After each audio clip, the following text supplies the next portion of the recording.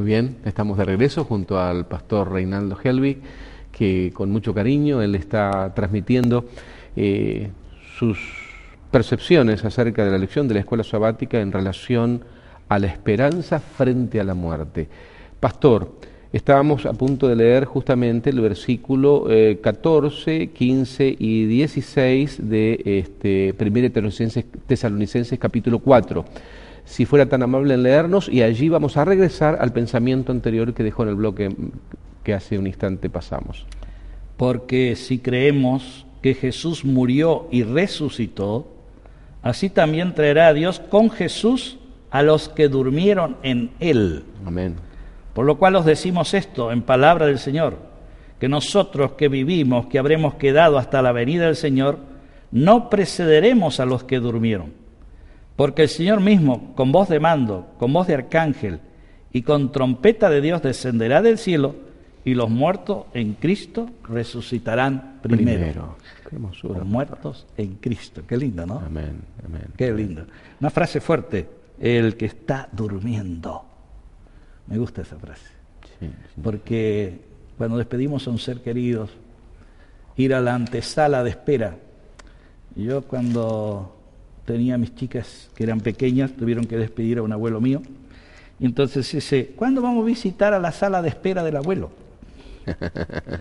La sala de la espera del abuelo me enseñó una gran cosa, ya hace más de 40 años que me sigue acompañando ese pensamiento, la sala de espera. La tumba es una sala de espera para el que tiene a Jesús. Amén.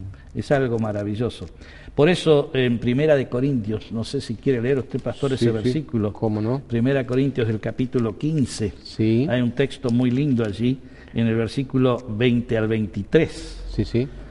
Dice, mas ahora Cristo ha resucitado de entre los muertos, primero de los que durmieron es hecho, porque por cuanto la muerte entró por un hombre, sabemos que fue Adán, también por un hombre, Jesucristo, la resurrección de los muertos.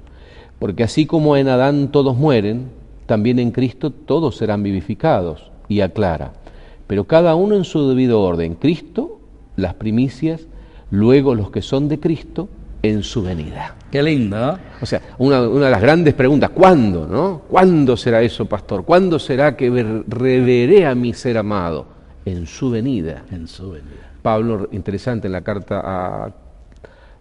segunda carta a los Timoteos capítulo 4 dice exactamente lo mismo, ¿no? Él sabía que iba a morir, dice, en su venida, los que aman su venida, ¿no? El reencuentro. Pero la frase que yo quiero destacar es por medio de Jesús. Sí. Porque yo voy a estar con Jesús en su venida cuando Jesús vendrá a la tierra a buscar a los suyos cuando Él venga. Muy bien. Por segunda vez, pero primero debo entender de que si Él resucitó y yo estoy en Cristo, amén, ese es el detalle importantísimo que debo tener. Claro, algunos mandan a los seres queridos al cielo, ¿no es cierto? Tú habrás escuchado eso en alguna oportunidad. No. Entonces, uno escucha, no necesariamente podemos compartir, porque la palabra de Dios enseña sin duda otra cosa. Claro, pero ellos dicen... Pero hay gente que garantiza eso, y es algo lindo de pensar, saber que mi ser querido estaría en este momento con nuestro Dios. Es un concepto hermoso en el corazón de la gente, pero la verdad es que la Biblia no enseña tal cosa, la palabra de Dios enseña otra cosa. Y hay una consonancia de las Escrituras en cuanto a cómo el Espíritu de Dios ha impresionado a autores. Tú citabas hoy, por ejemplo, el caso de Job, en el libro de los Hechos, Pablo también registrando, Lucas, también tenemos la declaración de Pablo a los Corintios. Hay un pensamiento central, el concepto de la resurrección en función de la venida, obviamente, y como tú dices, solo aquellos que viven y esperan o van al descanso en el Señor, en Cristo Jesús. Fíjate este versículo, San Juan 5, 28 y 29. Bien. No os maravilléis de esto, porque vendrá hora cuando todos los que están en el sepulcro oirán su voz. Los que hicieron lo bueno, resurrección de vida. Amén. Los que hicieron lo malo, resurrección de condenación. La Biblia no solamente da detalles, sino dice que todos. Por eso yo decía que algunos dicen, la persona muere y va al cielo. Entonces, ¿para qué va a venir Jesús si ya está en el cielo? Claro. Si ya está en el cielo. ¿O Jesús lo va a traer del cielo otra vez a la tierra? Esa enseñanza va en oposición directa a lo que enseña la palabra de Dios. Correcto. Porque si yo cuando muero ya está definida mi situación, ¿para qué va a venir Jesús a resucitar a quién? ¿Se da cuenta? Hay un contrasentido en todo esto. Hay una anomalía, podríamos decir, desde el punto de vista teológico. Pobre mucha gente que no leyó lo que San Pablo, inspirado por Dios, habla de que ese Jesús va a venir, pero no va a venir así nomás, sino que va a venir ¿con qué? Poder y gloria. Con poder y gloria. Ahí está lo maravilloso, lo extraordinario. Personalmente, yo pienso que ese gran terremoto del cual habla el libro de Apocalipsis en la segunda venida de Jesús es el poder de todos los santos que saldrán de la tumba. Me parece a mí que es el terremoto.